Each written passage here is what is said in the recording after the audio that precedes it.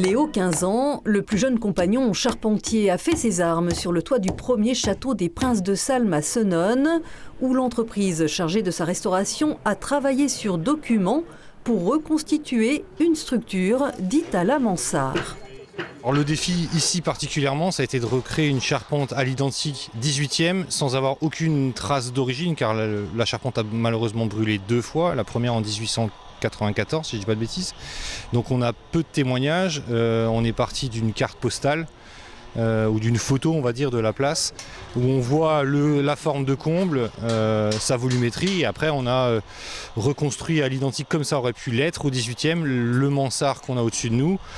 Ça représente à peu près 70 mètres cubes d'épicéa, épicéa sapin des Vosges, donc des bois d'origine locale.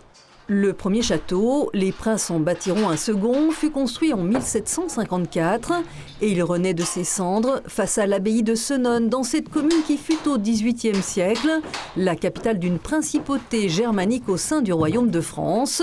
Le sceau des charpentiers scelle aujourd'hui la moitié du parcours des travaux débutés en mars 2022.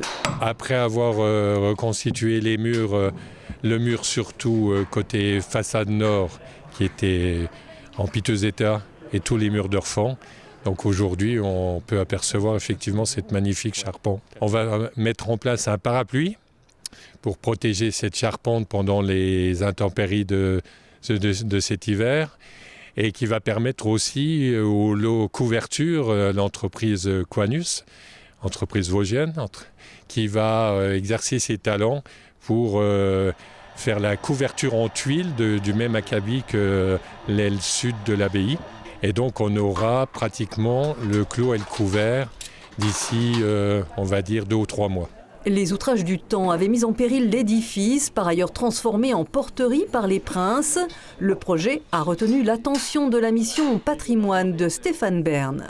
L'importance pour cette place aussi, parce que sous le bâtiment, c'est une route départementale qui a toujours été bloquée depuis plus de 20 ans. Donc c'est la rouvrir. Stéphane Bern, le loto du patrimoine de 450 000 €, c'est le mieux doté des Vosges. La Fondation du patrimoine vient aussi de collecter son 100e don. Les travaux devraient s'achever fin 2025 pour un coût total de 2 500 000 €. Et comme le veut la tradition, pour célébrer la fin du gros œuvre, un sapin trône sur ce bâtiment princier.